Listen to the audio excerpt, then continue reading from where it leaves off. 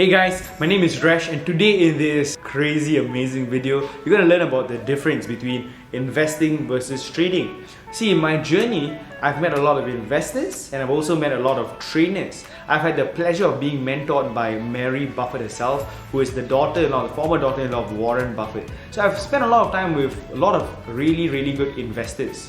But then again, I've also met some incredible traders as well, people who actually trade the markets.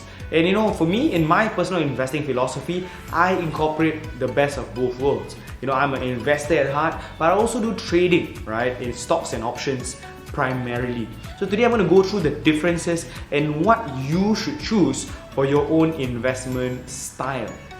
You see, number one, the most important thing that you need to do is to know yourself. The entire journey of succeeding in investing starts with understanding yourself and who you are as a person. You've got to understand your temperament. You've got to understand where you're at in your life. Maybe you're watching this video and you're 18 years old, hungry, ready to learn, ready to make money. Maybe you're 60 years old and you're looking to just retire and have a retirement savings, for example. Your objectives, your goals might be completely different. And because of that, your style of investing will be very different as well. You've got to understand that, my friends, right? So step number one, know yourself. Step number two, very simply, understand your risk appetite. This is something that a lot of people will say, yeah, I'm okay with having more risk, right? But when it comes to markets actually dropping in their portfolio, actually dropping, they start panicking. Right? So you only understand your risk appetite if you actually do something and you have money on the line. Right? One of the philosophies that I have is, in the end of the day, don't waste your time with paper accounts for too long. Right? You can use that to try and figure out stuff for the first few bits, but immediately after that, use real money. And when you use real money, you actually feel the roller coasters in the market, you feel the emotions, and your learning curve gets expounded, it gets compounded very quickly. Especially in the year 2020, if you're watching this in the year 2020, right now the market's moving like crazy, your learning curve is going to increase exponentially. Why? Because the moment you put your money in the markets, you're going to get an immediate result.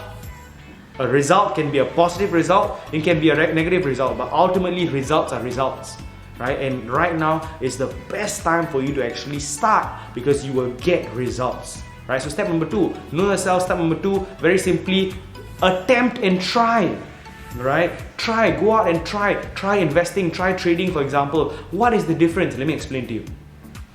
So investing, very simply, is a philosophy of putting your money into a good business and letting time compound your money for you. So you're not looking to buy and sell, get in and out, every day, every 2 days, every week, or whatever it is. You're just looking to compound your money with great companies over time. That is what an investor is interested in doing. So it's more of a buy and hold, right? Why sell? I just want the company to compound my money for me. Right? That is the investor's philosophy. It can be very boring, but let me tell you something, it can be extremely profitable.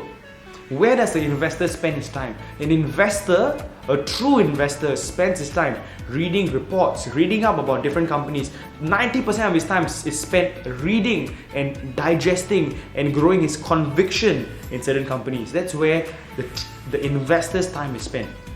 A trader, on the other hand, is looking to buy things for the fastest profit in the shortest period of time. Right? A trader's time primarily is spent possibly looking at charts, looking at trading signals to actually see, hey, where are there particular opportunities, where are there particular signals that actually shows that, hey, I should be entering, and where are the signals which shows that I should be exiting. Right? So a trader, let's say you're looking at a momentum trader, for example, is interested to ride a momentum of a stock, to buy when there's a bullish signal and to sell immediately once he has a profit, once he has a take profit target. Right? So it's a lot more active at looking at charts, looking at trading patterns, for example. That might interest you, that might not interest you. Right? How do you know? You've got to try. You've got to try. One of the first things that I asked my mentor when I first started my investing journey was this. My first question to my mentor was, what should I not do? I asked him, what should I not do? And he looked at me straight in the eyes and he said this one thing. He said, Resh, do not speculate.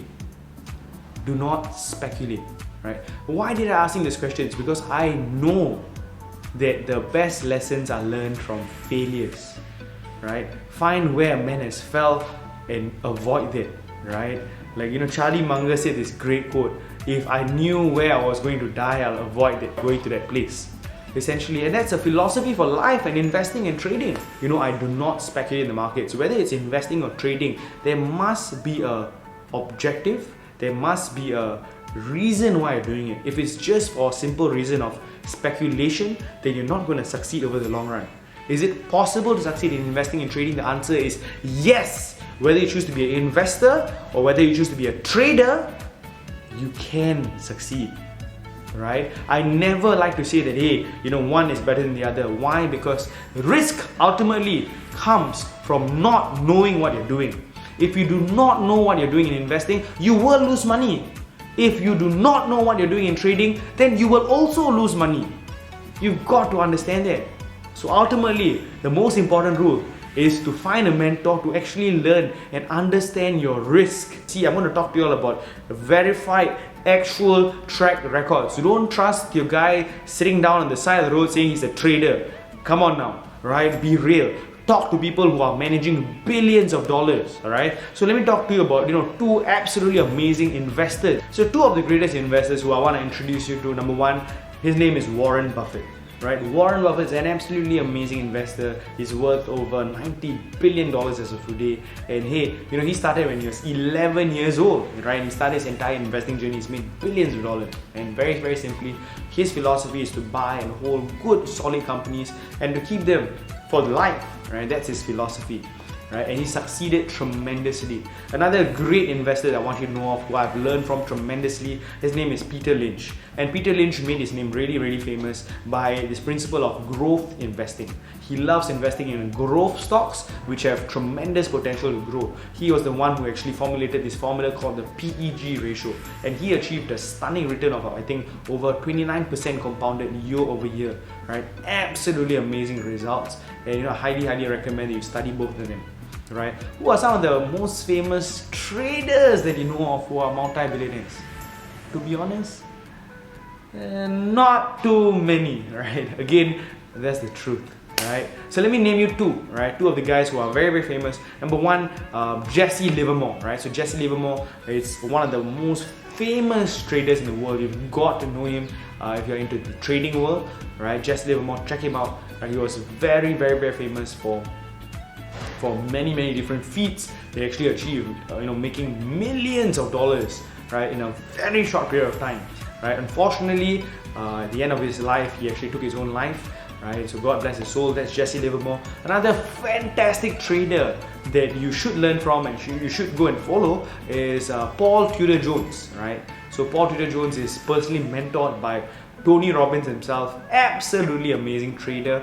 Go follow him. He's following the right source. And you see, trading requires a lot of psychology. You need to be able to take a lot of mental pressure in trading. It's not meant for everybody at the highest levels, my friends. I can just tell you that, hey, if you do not have a strong mindset, if you're not able to follow rules, then you're not going to succeed very, very much. I can just tell you that, right? Another really crazy, amazing trader that you might be familiar with, his name is George Soros, right? So interestingly, for traders, they take advantage in all market directions.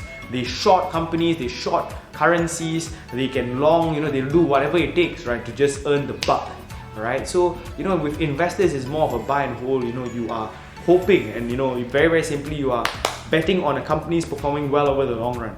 Whereas for traders, they make money in any direction. They don't really bother so much, right? So for me, personally, I lean more towards the investing side. There's stuff to take away from the trading side as well. But ultimately, as you can tell, different philosophies altogether. What should you choose? Remember, it all boils down to number one, which is know yourself. I hope you found this video useful, guys. Gave you all some history, some absolutely amazing resources as well. Make sure you check it out, and I cannot wait to catch you on my next video. If you like this video, make sure you like the video and subscribe to our channel as well. Take care, guys.